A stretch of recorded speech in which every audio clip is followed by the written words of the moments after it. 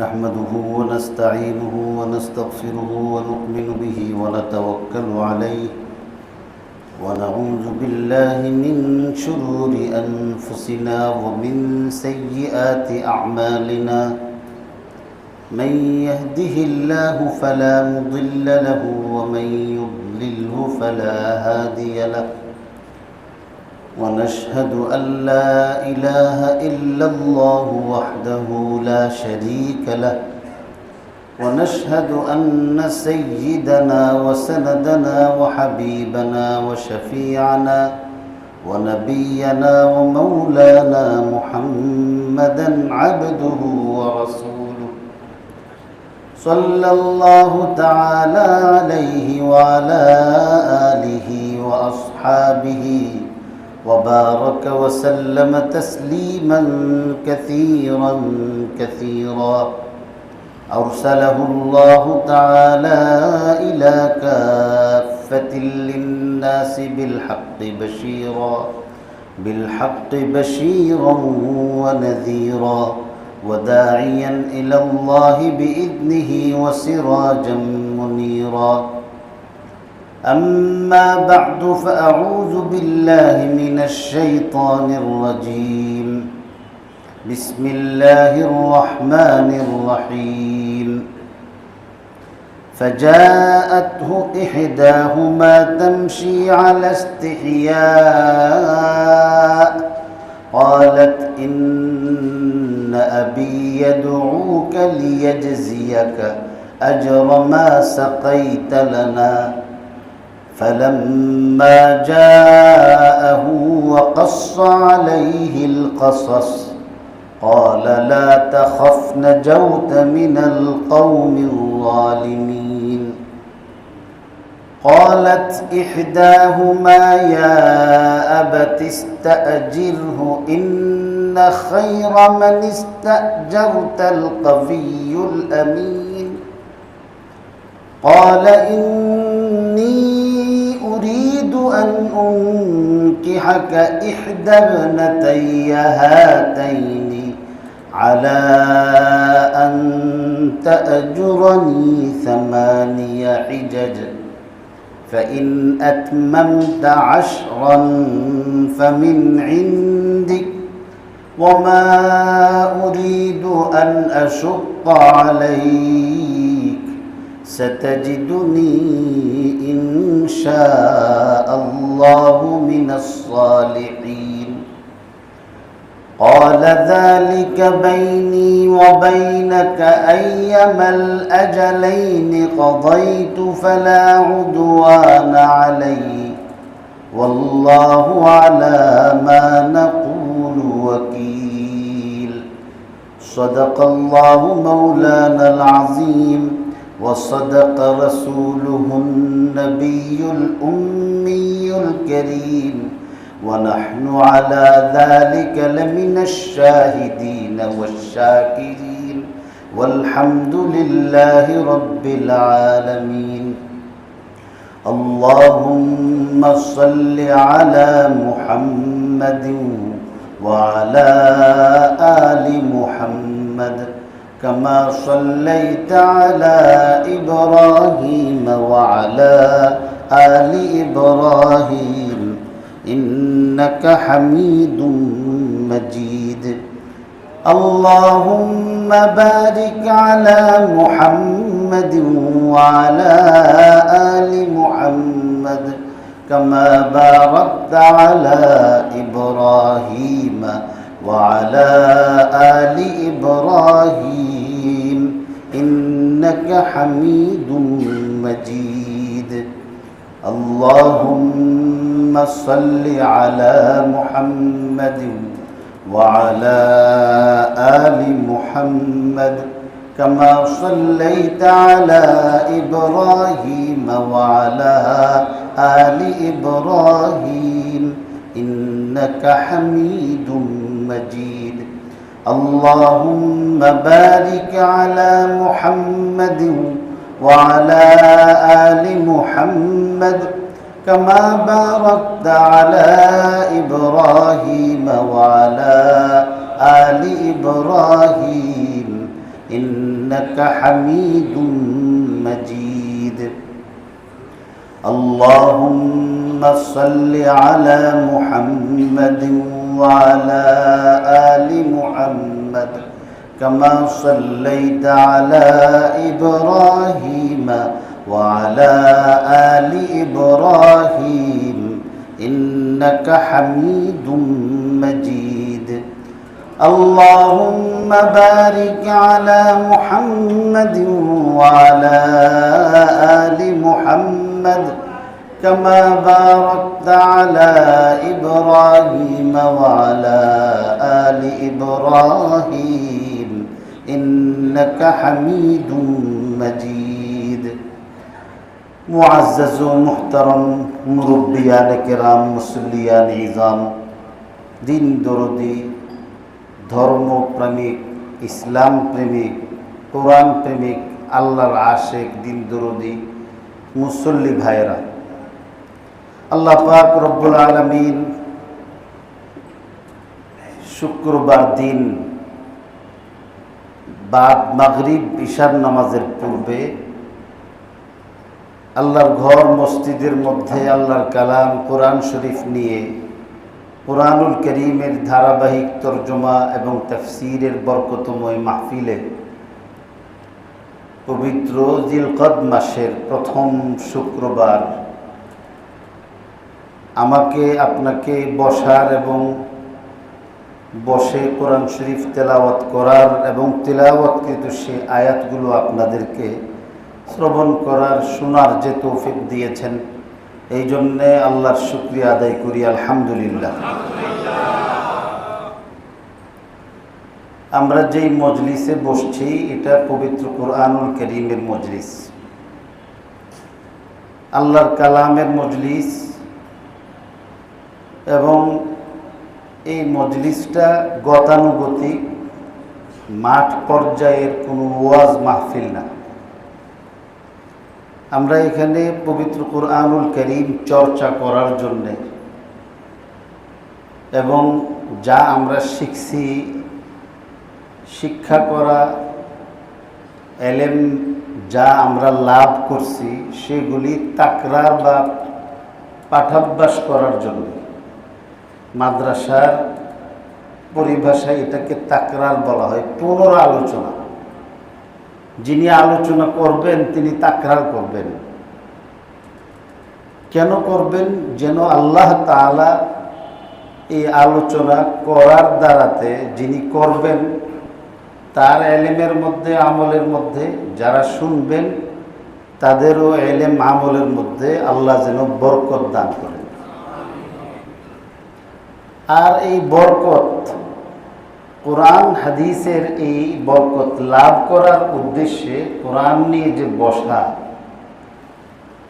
কোরআন চর্চার এই মজলিসগুলি আল্লাহ পাক রব্বুল আলামিনের দরবারে এত বরকতের, এত মুবারক, এত সওয়াবের। আমি যদি এখানে আপনাদেরকে প্রশ্ন করি, এমন কোনো ব্যক্তি কি আছেন যিনি একদম সারা রাত্র বিরতিহীন বিরামহীনভাবে কোনো ধরনের বিশ্রাম না নিয়ে সারা রাত্র তাহাজ্জুদের নামাজ জীবনে কয় রাত্র পড়ছেন? তো দেখা যাবে হাত উত্তোলনকারী লোকদের সংখ্যা খুঁজে পাওয়াই কঠিন হবে, যে রাতভর সারা রাত্র অন্য কোনো কাজ না করে শুধু নামাজের মধ্যে দাঁড়িয়ে দাঁড়িয়ে কাটিয়ে ফেলা, এটা চারটিখানি ব্যাপার না। সকলের পক্ষে এটা সম্ভব না। কিন্তু আল্লাহ তাআলা আমার মতো আপনার মতো দুর্বল ইমানদারদেরকে বাঁচাইবার জন্যে, লাভবান করবার জন্যে এটার বিকল্প একটা সহজ পথ করে দিয়েছে।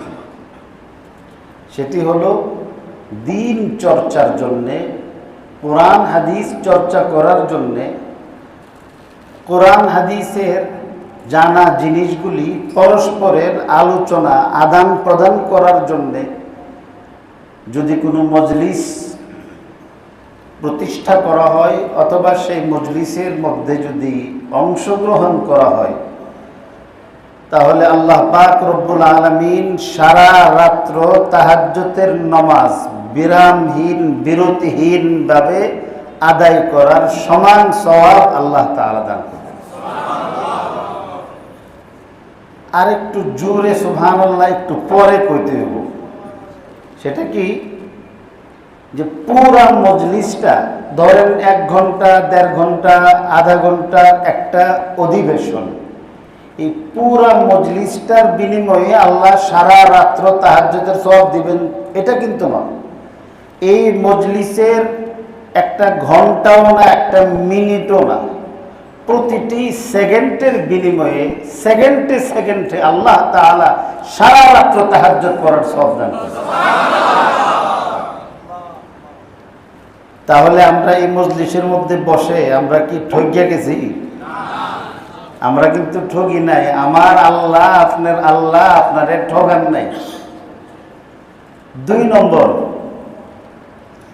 এই মজলিস থেকে যারা চলে গেছেন অথবা আমরাও যদি চলে যেতাম, জীবনের অভিজ্ঞতায় দেখা গেছে এর চেয়ে শ্রেষ্ঠ কোনো কাজের মধ্যে সময় ব্যয় হয় না। নামাজের পরে সুন্নত নামাজ অনেকে পড়তে সময় পায় না। ইমাম সাহেব সালাম ফিরাইছে ডাইনে বামে, আর চটর চট কে কার আগে যাইতে পারে, লোহার মধ্যে লাগিয়া আহত হওয়ার আশঙ্কা না থাকলে তো ফারাফারি করে যাওয়ার জন্য, কার আগে কে যাইব আল্লাহ যেন কি বিপদের মধ্যে ছিল। যাওয়ার পর কি করবে? যারা মনে করেন সিংহা টানানোর অভ্যাস আছে, তো এই এতক্ষণ যে উনি সিংহা টানতে পারছে না, এই জন্যে দুঃখ পারে না, এক লঙ্গে 4-5টা আঙ্গাইয়া মুখের মধ্যে কানের মধ্যে ছিদ্র যায় এখানে ফাও এখানে লাগাই দেব, এমন একটা আফসোস আর কি, এতক্ষণ পর্যন্ত টানতাম পারছি না। অনেকে আছে আপনার সিগারেট খায় না, পান খাওয়ার অভ্যাস, মা অভ্যাস করে দেখতেন না, পান খাওয়ার অভ্যাস। ওনারা এতক্ষণ যে নমাজের সময় যে পান খাইতে পারছে না, এই পানের জন্য পারে না 4-5টা একসাথে দিয়া দেয়। এরপরে গল্প গুজব, তেলাওয়াতের মধ্যে, তাসবিহের মধ্যে, কোনো বন্দেগীর মধ্যে কোনো কাজ করে না। করেও যদি কোনো নফল ইবাদতের মধ্যে, যারা ভালো মানুষ তাসবিহ পড়তেছে, আমরা যে কাজটা করতেছি এখানে বসে, এটা ফরজে কিফায়া, এটা ফরজের অংশ। কিয়ামত পর্যন্ত যদি একটা মানুষ খালি নফল ইবাদতই করে আর তার নফল ইবাদতটা যদি রিয়া মুক্ত হয়, কোনো ধরনের রিয়াও যদি না থাকে, লৌকিকতা যদি নাও থাকে, ইখলাসের সঙ্গে যদি ইবাদত করে থাকে, এই সবগুলি ইবাদতকে এক পাল্লায় যদি রাখা হয়, আর ফরজ নামাজের একটা সেজদা, ফরজ ইবাদতের একটা অংশ যদি মিজানের অপর পাল্লায় রাখা হয়, তো ফরজের পাল্লাটা ভারী হবে। কাজে এখানে আমরা যা শিখব, এটা হয় ফরজে আইনের অংশ, না হয় ফরজে কিফায়ার অংশ। তালাবুল ইলমি ফরিদাতুন আলা কুল্লি মুসলিম, তালাবুল ইলমি ফরিদাতুন আলা কুল্লি মুসলিমিন ওয়া ফি রিওয়ায়াতিন আলা কুল্লি মুসলিমিন ওয়া মুসলিমা। নারী পুরুষ নির্বিশেষে ইলমে দ্বীন শিক্ষা করা ফরজ, দরকার পরিমাণে ইলম। আমরা এখানে যে কথাগুলি বলবো, এমন কিছু কথা যেগুলি আমাদের দরকারি, তো দরকারি যদি হয়ে থাকে তাহলে দরকারি ইলম হাসিল করা ফরজ। আর কিছু ইলম এমন যেগুলো উলামা ইকরাম শিক্ষা করলে সকলের উপর থেকে জিম্মাদারি, আল্লাহ তাআলা জিম্মাদারি থেকে নাজাত দেন, যেটাকে ফরজে কিফায়া বলে। জানাজার নামাজ কেউ যদি না পড়ে সবাই গুনাহগার হবে, আর কিছু লোক যদি আদায় করে তাহলে সকলের জিম্মাদারি থেকে আল্লাহ তাআলা নাজাত দান করেন।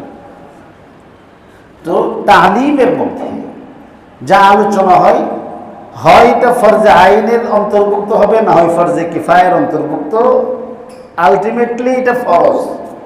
কাজেই সর্বাবস্থায় নফল ইবাদত বা জিকির, তাসবিহ, তাহলিল এই সব ইবাদত আমলের চেয়ে এই মজলিসের আমলের গুরুত্ব সবচেয়ে বেশি। এই জন্য হাদিসের মধ্যে আছে, রাসূল করিম সাল্লাল্লাহু আলাইহি ওয়াসাল্লাম ইরশাদ করেন, যখন আল্লাহর ঘর মাজতামা কওমুন ফি বাইতিন মিন বুয়ুতিল্লাহি ইল্লা হাফাতহুমুল মালায়েকা, আল্লাহর ঘর মসজিদে যখন দিন চর্চার জন্য কতিপয় লোক সমবেত হয়ে বসে, আল্লাহর রহমতের ফেরেশতারা চারিদিক থেকে তাদেরকে ঘেরাও করে বসে। তো এই মজলিসের মধ্যে আমরাই কিন্তু শ্রোতা না। এখানের মজলিসে আমরা যারা বসে, টঙ্গী বাজার মসজিদে কোরআন শরীফ নিয়ে বসছেন, এখানে আপনি দেখতেছেন আমরা কতিপয় মুসল্লি, সব মুসল্লি বসি নাই, যারা সম্ভব হয়েছে বসছেন।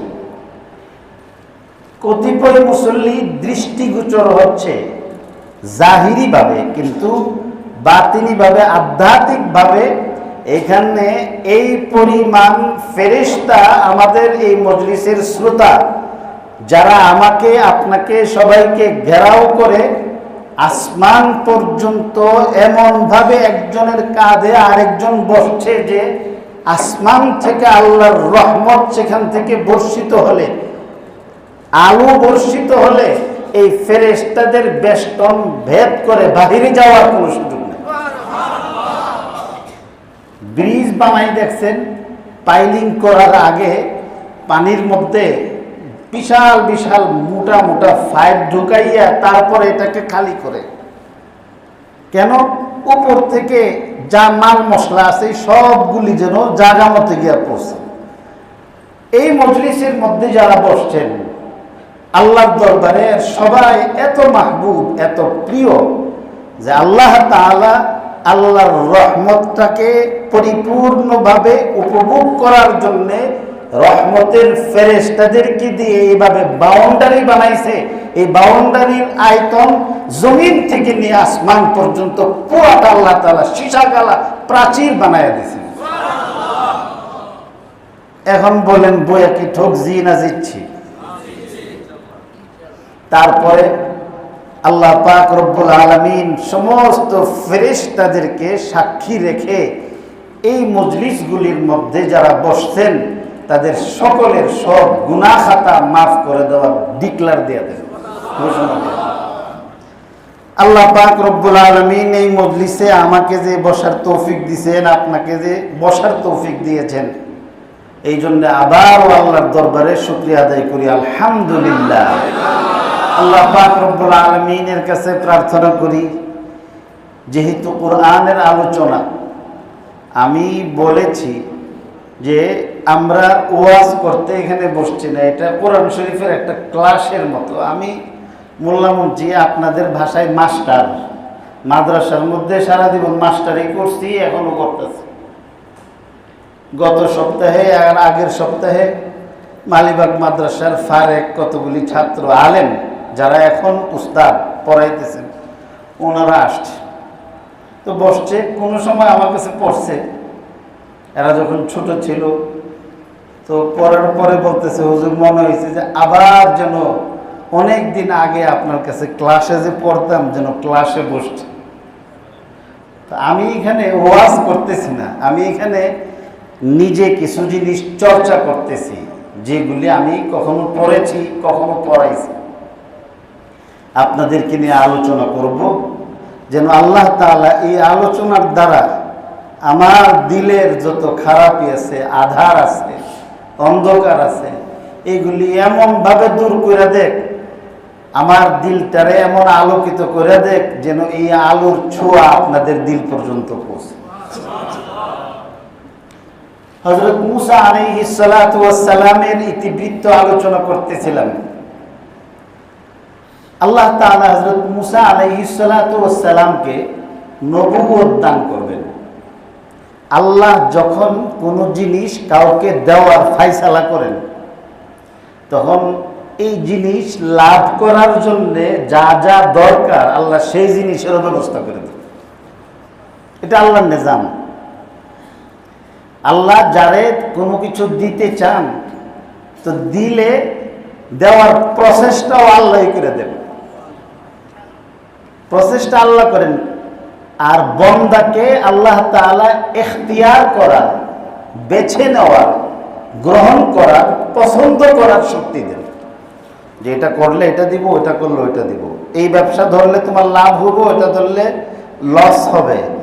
এখন লসেরটা ধরলে আমি কিন্তু লসই দিব, আর যদি লাভেরটা ধরো তো লাভ দিব।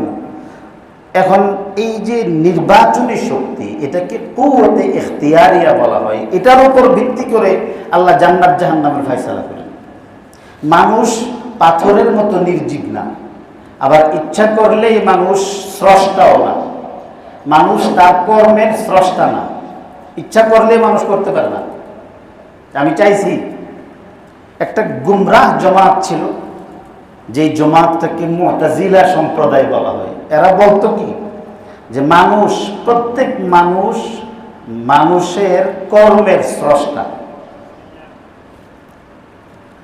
তো হক্কানি উলামা ইকরাম আহলুস সুন্নাত ওয়াল জামাতের লোকেরা বলেন যে আল্লাহর সঙ্গে একজন স্রষ্টা মানলেই তো মুশরিক হয়। তো মুতাজিলা তো আল্লাহর সঙ্গে আল্লাহর যত বন্দাবান্দি আছে সবাইরই শরিক করতেছে। তো কোটি কোটি আল্লাহর সঙ্গে এরা কি করতেছে, শিরিক করতেছে। ইমাম আবু হানিফা রহমতুল্লাহ আলাইহির সঙ্গে ডিবেট হয়েছিল, তর্কযুদ্ধ। মুতাজিলা বলে যে বন্দা তার কর্মের স্রষ্টা, এই জন্য যে ভালো কাজ করে এই জন্য পুরস্কার পায়, যে খারাপ কাজ করে সে খারাপ কাজের শাস্তি পায়। তো হযরত ইমাম আবু হানিফা রহমতুল্লাহ আলী বললেন যে আচ্ছা, হা উচ্চারণ হয় কোত্থেকে? হা উচ্চারণ হয় কণ্ঠের মাঝখান থেকে। কণ্ঠটাকে তিনটা ভাগ করছে।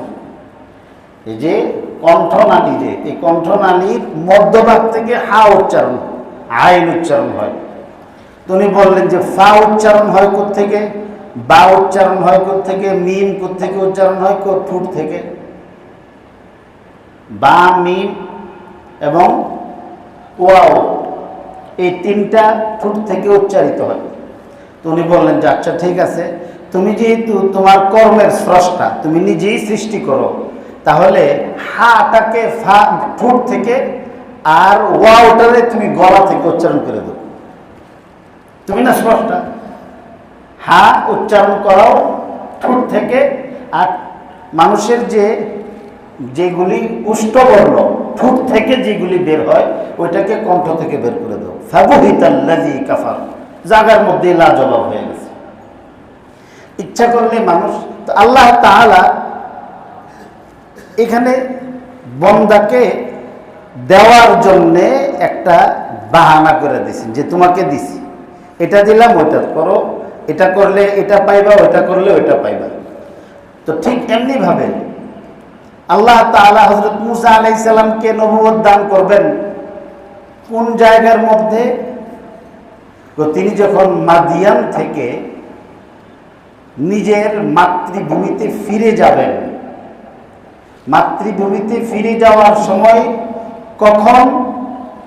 যখন চরম শীতকাল হবে এবং অমাবস্যা পূর্ণিমার কঠিন এমন অন্ধকার রাত্রি, যে রাত্রিতে একজন মানুষ নিজের হাতের তালু পর্যন্ত ইচ্ছা করলে দেখতে পারবে না, এবং নির্জন নিরালায় আল্লাহ এই ফায়সালা করে রাখছেন।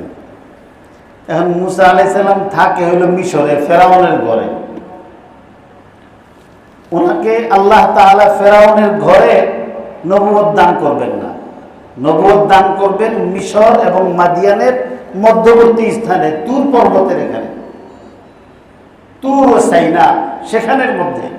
এই ফায়সালা আল্লাহ করে রাখছেন আসমান জমিন সৃষ্টির 50,000 বছর আগে।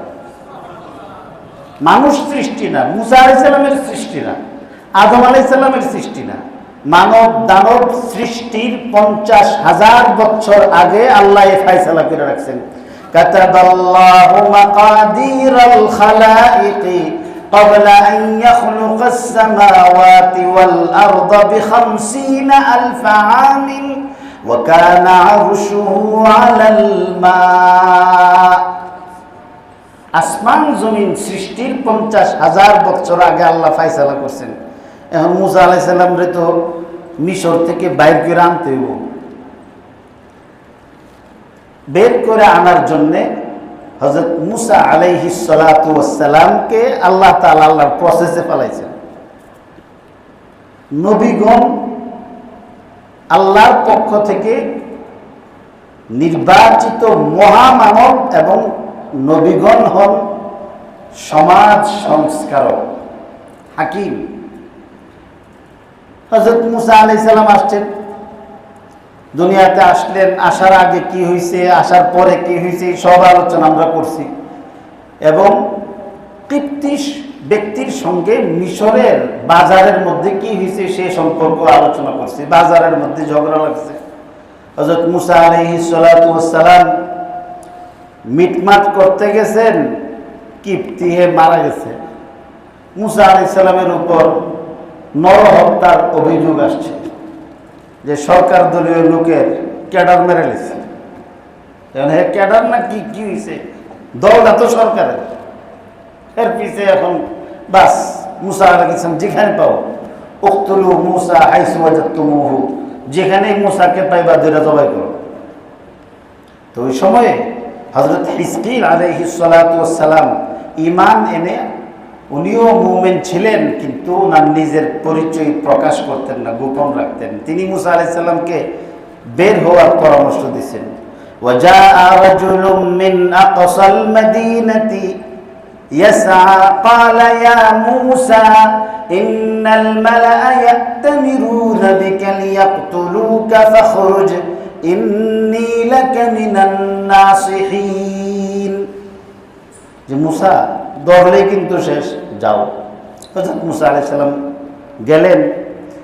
কি কষ্ট করে গেছেন, সফর করতে করতে 8 দিন পথ অতিক্রম করে মাদিয়ান নামক স্থানে গেলেন। এই মাদিয়ান উনি হযরত ইব্রাহিম আলাইহিস সালাতু ওয়াস সালামের আরেক সন্তান। হযরত ইব্রাহিম আলাইহিস সালামের যে সন্তানকে সবাই চিনে, বেশি বেশি করে চিনে, তিনি হলেন ইসমাইল আলাইহিস সালাম। হযরত ইসমাইলের নাম শুনছেন না? আর নাম না শুনলে কদিন পরে তো আইতাছে, কুরবানি আসতেছে। হযরত ইসমাইল আলাইহিস সালাতু ওয়াস সালাম ইব্রাহিম আলাইহিস সালামের সন্তান। আরেকজন হলো ইসহাক। ইসহাক আর ওনাদেরই আপন আরেক ভাই হলো মাদিয়ান। ওনার নামে মাদায়েন শহর হয়েছে। তো সেখানের মধ্যে তিনি গেলেন কষ্ট করতে। 8 দিনে পেটের মধ্যে কোনো দানা পানি ছিল না, পেটটা শুকাইতে শুকাইতে একদম মেরুদণ্ডের সঙ্গে গিয়ে লাগছিল। হাঁটতে হাঁটতে খেয়াল আসেনি, সবক মন আসেনি যে হাঁটতে হাঁটতে এই পুরা পাহাড়ি রাস্তা অতিক্রম করে তিনি যখন মাদিয়ানে পৌঁছেন, তো মাদিয়ানে পৌঁছার পরে ওনার পায়ের তালাটা জুতা যেভাবে খুলে ঠিক এভাবে খুলে গেছে। গাছের নিচে, বাবলা গাছের নিচে তিনি বিশ্রাম নিচ্ছেন। এই বাবলা গাছটার অনেক বরকত, কারণ রাসূলুল্লাহ সাল্লাল্লাহু আলাইহি ওয়াসাল্লাম সুলহে হুদায়বিয়ার মধ্যে হুদায়বিয়ার সন্ধিও করছিলেন আল্লাহ রাসূল এই বাবলা গাছের নিচে বসে। রাসূল করিম সাল্লাল্লাহু আলাইহি সাল্লাম হযরত উসমানের হত্যার দুঃসংবাদ শুনছেন যে হযরত উসমানকে মেরে ফেলা হয়েছে। তখন হযরত উসমান রাদিয়াল্লাহু তাআলা আনহুকে এত ভালোবাসতেন, হযরত উসমানের মৃত্যুর সংবাদ শুনে হযরত রাসূল করিম সাল্লাল্লাহু আলাইহি সাল্লাম বরদাস্ত করতে পারছিলেন না। তিনি এভাবে হাত দিয়ে বলছিলেন যে এটা হলো আমার হাত, এই হাতের মধ্যে উসমানের হাত, আর এই সবগুলি হাতের উপরে হলো আল্লাহ তাআলার হাত।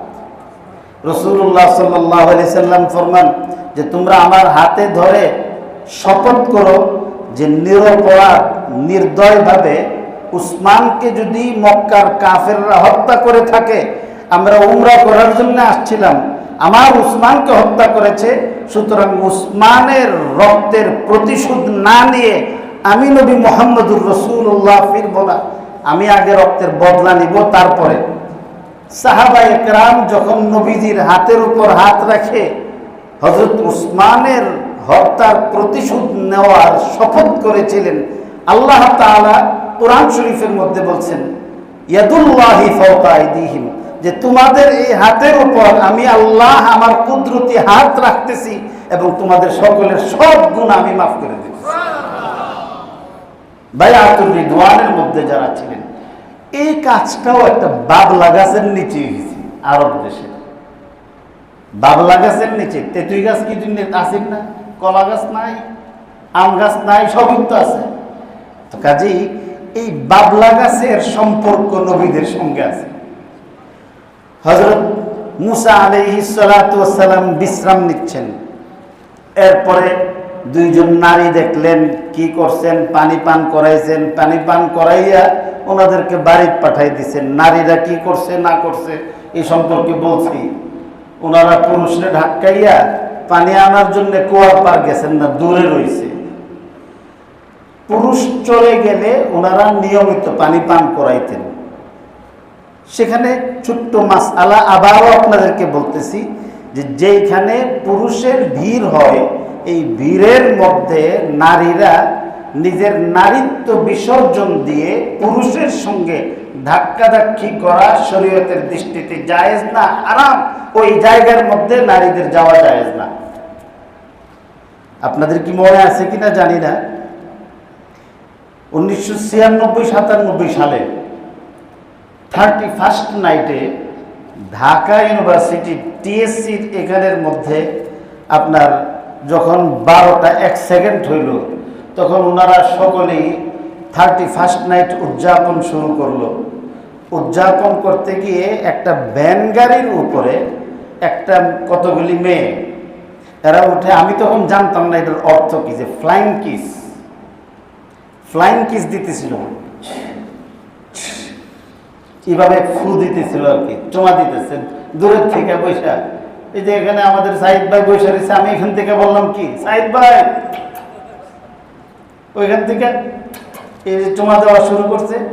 তো রাত্রে 12টার সময় যখন এইভাবে এই পুরা ছেলে পেলেদের ভিড়ের ভিতরে গিয়ে সে যখন ফ্লাইং কিস দিছে, তো ছেলে পেলেরা আপনার কতক্ষণের মধ্যে এরা সব পাগল হয়ে গেছে, কেউ আর সুস্থ ছিল না। এরপরে আপনার যেভাবে মাগুর মাছ আছে না, অস্ট্রেলিয়ান মাগুর, যে এই মাগুর রে আদার দিলে যে অবস্থা হয়, তো এই বেডিটার এই অবস্থা হয়েছে। তার শরীরে কোনো কাপড় চাপড় ছিল না, যে যেটা ফার্স্টে টান্ডা হয়ে গেছে। এই ঘটনার পর এদের আক্কল হয় নাই। আক্কল না হইয়া বাণিজ্য মেলা যখন হইতো আমাদের এই যে শেরেবাংলা নগরে, বাণিজ্য মেলার মধ্যে টিকিট কাটতে গেছে। টিকিট কেটে পুরুষদের ভিড় ধাক্কাইয়া, এই যে ভাই, এই যে ভাই, উনি যে আসছে, ওনারা তো আবার আওয়াজ করে পুরুষের দৃষ্টি আকর্ষণ করে, হয়তো গলা জারা দিব, না হয় আওয়াজ করবো, না হয় এই যে ভাই করবো, আর না হয় হাতের চুরি মুড়ি লাড়া দিব, নাহলে ঝুমকি লাড়াইব। এটা অসৎ নারীদের এই স্বভাব, না হয় জোরে হাঁটবে। এই জন্য আল্লাহ নারীদেরকে বলছেন ওয়ালা ইয়াদরিবনা বিআরজুলিহিন্না লিয়ুলামা মা ইউখফিনা মিন জিনাতিহিন। তোমার সৌন্দর্য যে পুরুষরা বেখবর জানে না, তাদেরকে জানাবার উদ্দেশ্যে মাটির মধ্যে তুমি জোরে পদচারণা করো না। যদি কইরা থাকো ওয়াতুবু ইলাল্লাহি জামিয়া, এমন পাপ যদি করে থাকো আল্লাহর কাছে তওবা করো। আল্লাহ তওবার কথা বলছে। টিকিট কাটতে গিয়ে মহিলার রাস্তা বাদ দিয়ে পুরুষের রাস্তায় গিয়ে যখন ঠেলাঠেলি শুরু করছে, তো আবার কতগুলি লোক পাগল হয়ে গেছে। তো পাগল হইয়া তখন তারও কাপড় চোপড় পরে পাওয়া গেছে না, খুব খারাপ অবস্থা হয়েছে। পরে আরেকজন ব্যক্তি একটা কই থেকে দোকানের থেকে না কাপড় দিছে, পরে কোনো মতে আপনার চাদর দিয়া ঢাকিয়া বাড়ি গেছে। আর বাণিজ্য মেলা ভিতরে আর ঢুকতে পারছে না। এই যে অবস্থাগুলো হয়েছে, কেন হয়েছে? যে এরা নারী হয়ে তার নারীত্বের কথা ভুলে গেছে। আল্লাহ তাআলা তাদেরকে যেভাবে বাহিরে যাওয়ার কথা বলছিলেন এটা করে নাই, বীর হয়েছে। পুরুষ যেখানে আছে তুমি পুরুষের সঙ্গে ধাক্কায় যাও কেন? এই জন্য আল্লাহ তাআলা এই আয়াতের মধ্যে, এই সূরার মধ্যে আমাদের নারী সমাজকে এবং নারী সমাজকে যারা নিয়ন্ত্রণ করে পুরুষ অভিভাবক, এই অভিভাবকদেরকে শিক্ষা দিয়েছেন যে নারীদেরকে এভাবে গড়ে তোলো যে পুরুষের ভিড়ের মধ্যে থেকে তারা যেন দূরে থাকে। وَوَجَدَ مِن دُونِهِمُ امْرَأَتَيْنِ تَذُودَانِ وَوَجَدَ مِن دُونِهِمُ امْرَأَتَيْنِ تَذُودَانِ قَالَ مَا خَطْبُكُمَا قَالَتَا لَا نَسْقِي حَتَّى يُصْدِرَ الرِّعَاءُ وَأَبُونَا شَيْخٌ كَبِيرٌ। আল্লাহ এখানে বলছেন হযরত মুসা আলাইহিস সালাম গিয়ে দেখে কি এই দুই নারী, ছেলেরাও পানি পান করাইতেছে, বীর আছে, তারা ইচ্ছা করলে কিন্তু সেখানে যেতে পারতেন, কিন্তু না গিয়ে দূরে মিন্দু ইমরাতাইনি তাজুদান তামনান, যারা নিজেরাও সেখানে যাচ্ছে না, নিজেদের জানোয়ারগুলিকেও যাওয়ার সুযোগ দিচ্ছে না, আটকে দূরে অবস্থান করতেছে। কেন?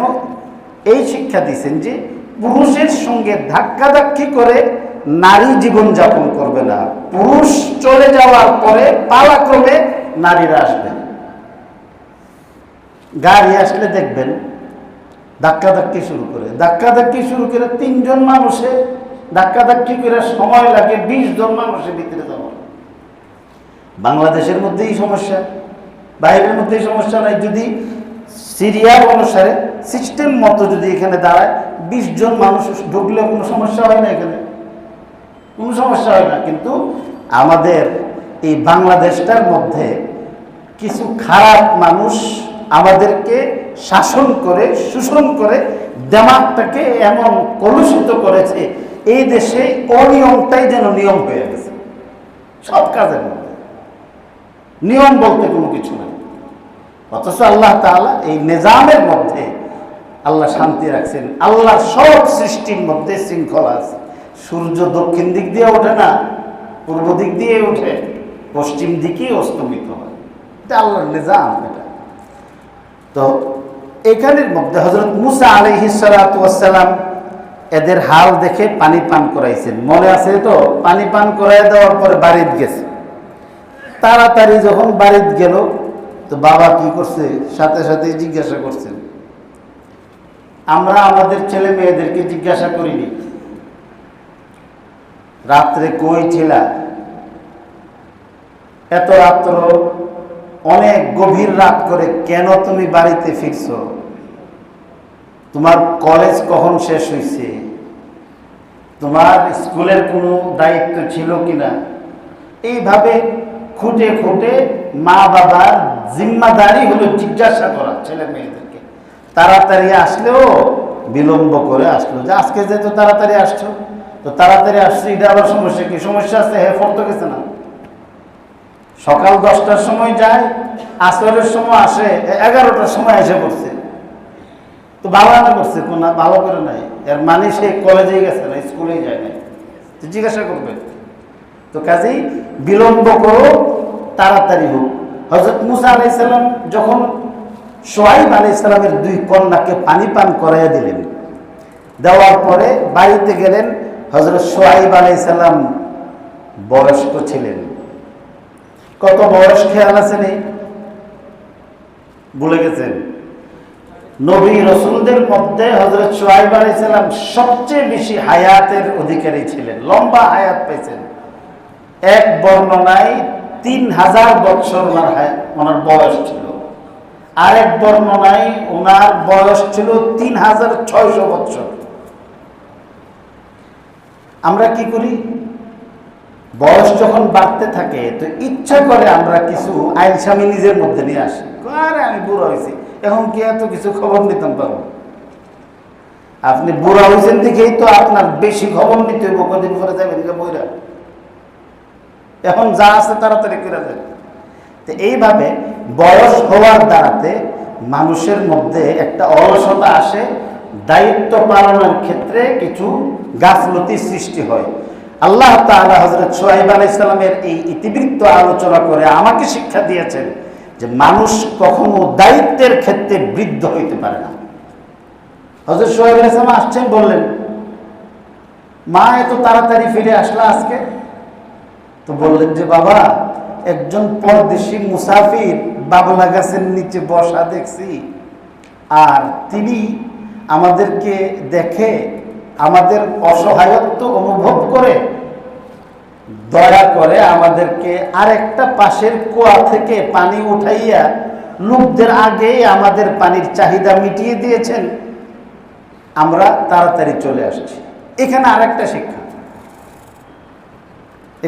শিক্ষা, কি, কোন মুরব্বী তার অধীনস্থ ব্যক্তিকে যদি কোথাও পাঠায়, বাবা সন্তানকে পাঠাইছে, মালিকে তার কর্মচারীদের পাঠাইছে কি যে যা আবুল মিয়া বাজারের থেকে গিয়া আমার জন্য 2 কেজি সবজি নিয়ে আসো।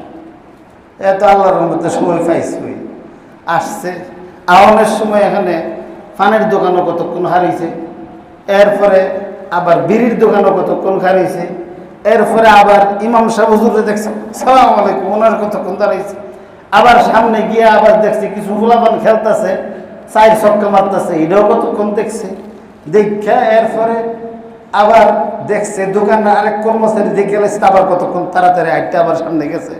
তো এইভাবে উনি মনে করেন 10 মিনিটের জায়গায় 3 ঘন্টা লাগাইয়া গেছে। ওইখানে আবার মাল কিনতে গিয়ে আরো 2 ঘন্টা লাগাইছে, লাগাইয়া আবার আস্তে আস্তে রওনা দিছে।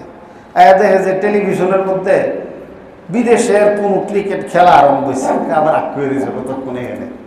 তো এইভাবে আকুয়ে থাকতে থাকতে সকালে পাঠাইছে, বিকালে গেছে। এটা তরতিব না, এটা ধোঁকা। এই জন্যে যখন কোনো ব্যক্তি মুরব্বী তাকে কোনো কাজে পাঠাইবে, ওই কাজটা আগে করবে। এই কাজ শেষ হওয়ার পরে অনতি বিলম্বে মালিকের কাছে বাড়ির মধ্যে ফিরে যাও। যেমন হযরতে শুআয়ব আলাইহিস সালামের কন্যাদেরকে পাঠাইছেন জিম্মাদারি দিয়ে, ওনারা কিন্তু ক্রিকেট খেলা 4 ছক্কা দেখতে গেছে না, জায়গা মতো গিয়ে বসে গেছে। আর যেই মাত্র মুসা আলাইহিস সালাম তাদের জরুরত সারিয়ে দিলেন, সারিয়ে দেওয়ার সাথে বিলম্ব না করে সোজা আবার কি করছে, বাড়ির চলে গেছে। কেন? মুরব্বী যখন কোথাও পাঠায় তখন ওনার মাথার মধ্যে একটা টেনশন থাকে যে আমি তারে পাঠাইলাম, সে আসতেছে না, 15 মিনিট লাগার কথা, 10 মিনিট লাগার কথা, 3 ঘন্টা হয়ে গেছে, কেন আসতেছে না? কর্মচারীরে পাঠাইলেই যদি মালিকের এত দুশ্চিন্তা হয়, তাহলে জোয়ানদেরকে আমি বলি, তোমার আব্বা যখন তোমারে পাঠায়, তোমার আম্মা যখন তোমারে পাঠায়, ওনাদের কত পেরেশানি থাকে।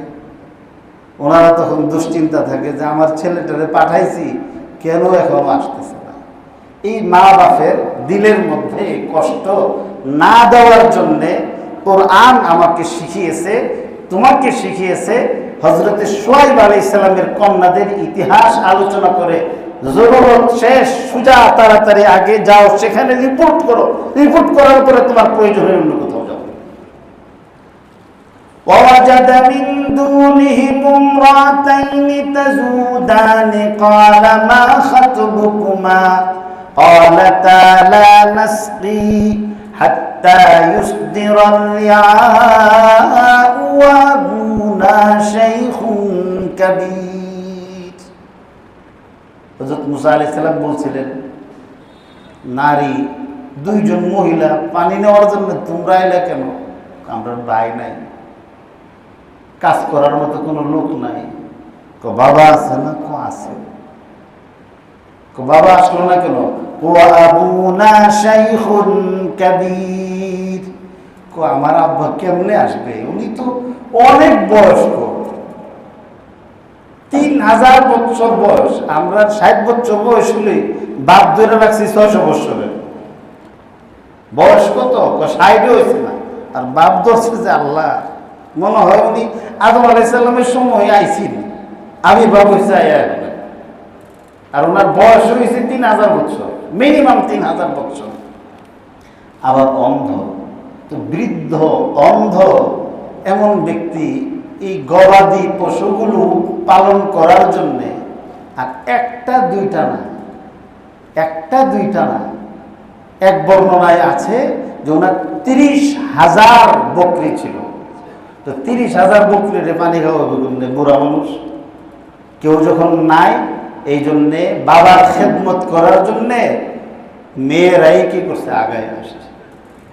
মেয়ে হয়েও বাবার খেদমতের মধ্যে কি করছে না, পিছান নাই, পিছ পাওয়ার নাই, সামনে আসছে খেদমত করার জন্য।